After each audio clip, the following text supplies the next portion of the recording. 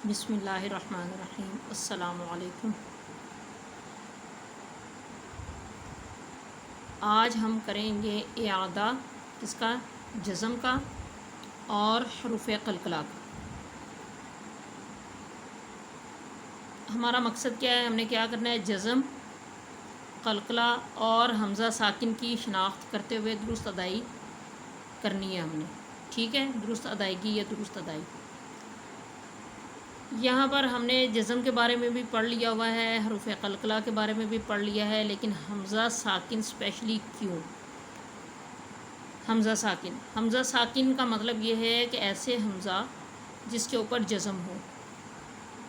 پہلے اسباق میں ہم یہ پڑھ چکے ہیں کہ الف کے اوپر اگر حرکات میں سے یا اعراب میں سے کچھ آ جائے جس میں جو ہے جزم بھی ہے زبر زیر پیش، اعراب میں دو زبر دو زیر دو پیش، ان میں سے کچھ بھی آ جائے تو الف جو ہے وہ حمزہ کی آواز دے گا، اسے حمزہ کہیں گے، الف نہیں کہیں گے۔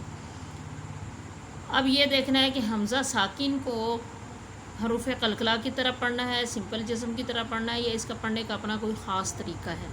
تو یہ یاد رکھیے گا کہ حمزہ ساکن ایسا حمزہ جس کے اوپر جزم ہو، زبر زیر پیش والا بھی حمزہ ہوگا، لیکن ہم نے یہاں پر حمزہ ساکن کی بات کرنی ہے اور وہی کر رہے ہیں کہ حمزہ جس کے اوپر جزم ہو اس کو ہم نے کیسے پڑھنا ہے وہ بھی ہم نے اس میں دیکھنا ہے۔ جیسے ہی حمزہ ساکن کا کوئی لفظ آتا ہے تو مزید تفصیل آپ کو میں اس میں بتاؤں گی۔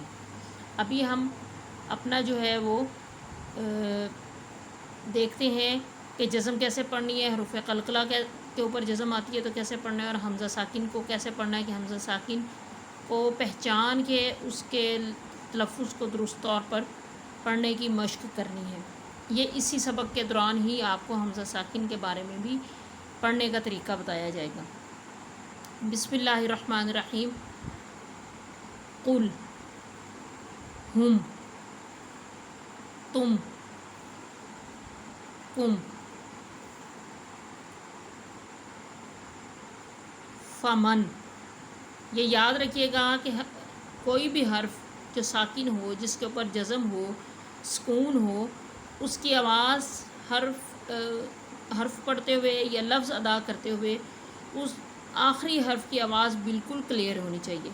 قرآن پاک کو پڑھنے کا طریقہ اللہ تعالیٰ نے قرآن پاک میں ہی بتا دیا ہوا ہے کہ ورتل القرآن ترتیلا، کہ قرآن کو ٹھہر ٹھہر کر پڑھو، یعنی کہ جلدی نہ پڑھو۔ جلدی جلدی پڑھنے سے کیا ہوتا ہے؟ تلفظ خراب ہو جاتا ہے، لفظ منہ سے مکمل نکلتے ہیں، نہیں نکلتے، توجہ نہیں بنتی، تو لفظ کا تلفظ خراب ہونے کی وجہ سے ترجمے میں فرق آتا ہے، اور ترجمے میں فرق آنے کی وجہ سے بعض اوقات نوبت کفر تک پہنچ جاتی ہے۔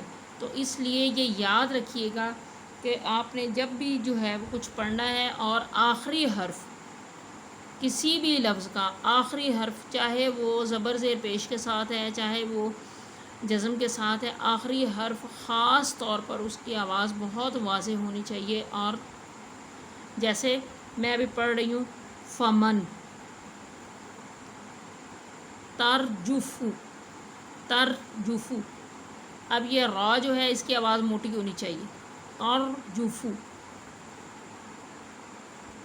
ادبارہ، یہ دال حروف قلقلہ میں قطب جدین کا مجموعہ ذہن میں لائیں، قاف، طا، با، جیم، دال، یہ حروف قلقلہ ہیں۔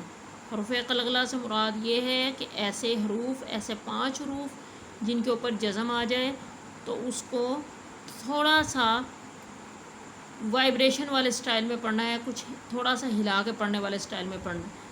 ادبارہ، ادبارہ، پہلے ہم نے جیسے اب میم کے اوپر جزم ہے تو اس کو ہم نے تم نہیں پڑھا، تم آرام سے نرمی سے پڑھا ہے، لیکن دال کے اوپر جزم ہے اور یہ حروف قلقلہ میں ہے، اس لیے اس کو جو ہے تھوڑا سا ہلا کے پڑھا جائے گا۔ ادبارہ۔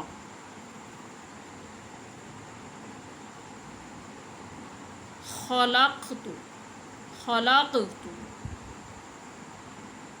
نبغی، یہ اب حروف قلقلہ آ گئے ہیں۔ فقد، لقد، عبد، قبلی،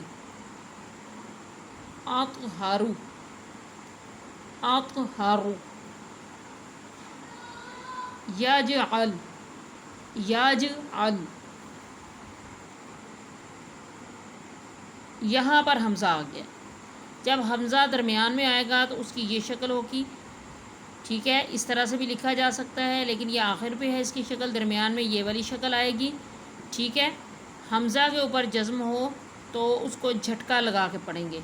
जैसे जोड़ मैं आपको समझने के लिए बता रही हूँ। जीम ज़ेर हमज़ा जी, ता ज़बर ता, जी ता, जी ता। इसी तरह बा ज़बर हमज़ा बा, सीन ज़बर सा, ब सा।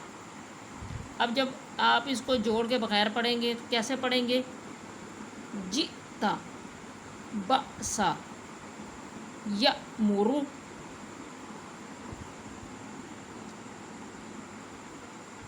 न ती, यु मीनू। आप जब कुरान पाक पढ़ते हैं तो अक्सर आपने देखा होगा कि वाव के ऊपर ये छोटा सा हमज़ा लिखा होता है और जज़म। तो जहाँ दो हरूफ इस तरह से लिखे हों तो पहला हर्फ हमज़ा, दूसरा हर्फ वाव, तो सेकंड वाले को, नीचे वाले हर्फ को छोड़ देना है और ऊपर वाले को देखना है। तो ऊपर वाला हर्फ क्या है? हमज़ा, और उसके ऊपर क्या है? जज़म।